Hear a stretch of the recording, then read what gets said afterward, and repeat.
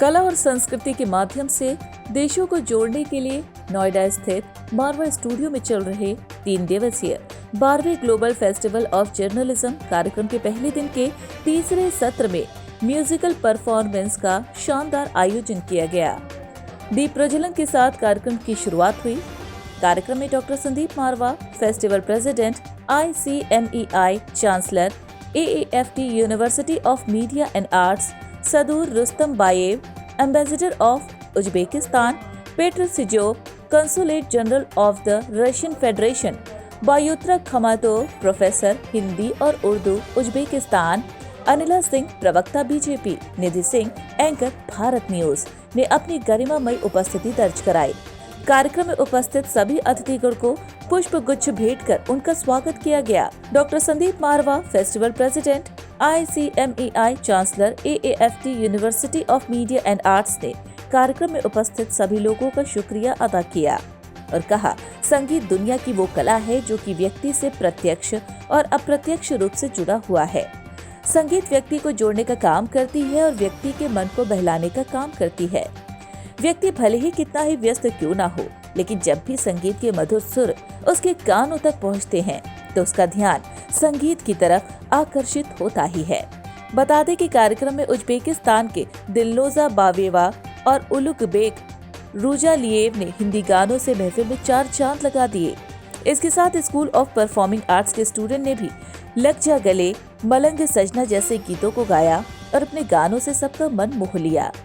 कार्यक्रम में सभी अतिथिगण को डॉक्टर संदीप मारवा द्वारा फेस्टिवल मोमेंटो दिया गया। 12th global festival of journalism के आखिरी इस प्रोग्राम में पहले दिन के हम लोगों ने गीत और संगीत का कार्यक्रम रखा और मुझे बड़ी खुशी है कि उज्बेकिस्तान से एक ग्रुप यहाँ पर पहुँचा है जिसने हिंदी फिल्मी गानों का यहाँ प्रदर्शन किया है।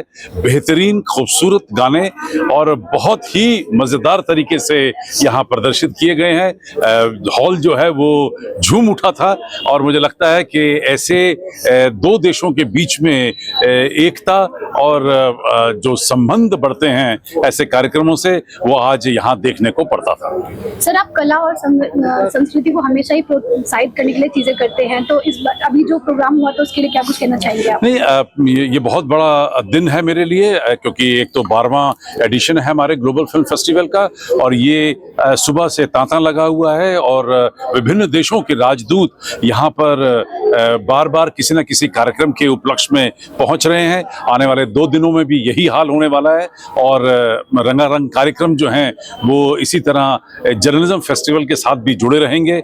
आज इंटरनेशनल डे ऑफ जर्नलिज्म है, कल रेडियो डे है और परसों वैलेंटाइंस डे है और तीसरे दिन हम लोगों ने यहाँ पर फैशन शो का भी प्रदर्शन रखा हुआ है। मुझे उम्मीद है कि सारे कार्यक्रमों में हमारे सभी यहाँ पर आने वाले डेलीगेट्स अलग अलग देशों से, अलग अलग प्रदेशों से और खास तौर पे जो स्टूडेंट्स हैं वो पूरा आनंद लेंगे। It was a fantastic event and I would like to congratulate everyone here.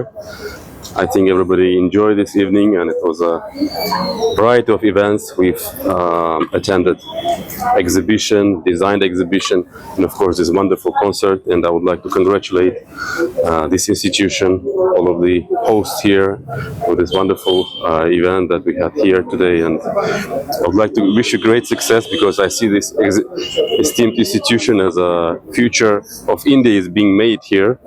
So I would like to congratulate everyone and thank you so much. Thank you, sir. So what message you want to give to the aspiring journalist? Well, the message is to work hard, of course, and it's a very tough competition nowadays, but everybody goes online. So my practical advice would be to utilize your potential in the online media, online platforms. Everything is about blogging now. मेरा नाम बायोत है और मैं जैसे यहाँ जो हिंदी गाने सुनाए उन्हीं की तरह बचपन से मैं भारत से हिंदी भाषा से मेरा बहुत बड़ा प्रेम था और इसीलिए यहाँ ताशकंद में एक ओरिएंटल स्टडीज़ फैकल्टी होती थी, उसी में 5 साल का हिंदी का कोर्स पूरा किया।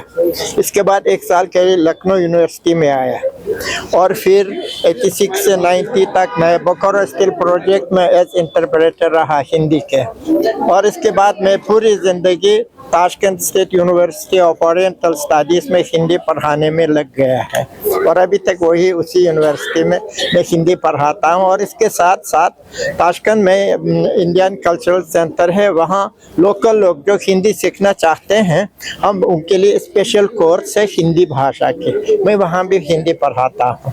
और मुझे बड़ी खुशी हो रही है कि आप जैसे जवान लोगों के बीच में मैं आ गया हूँ और मेरी उम्र 10 साल पीछे हट गए हैं। आप समझे, जितने मेरे उम्र है वो मैं 10 साल छोटा हो गया हूँ। आप सभी लोगों को बहुत बहुत धन्यवाद।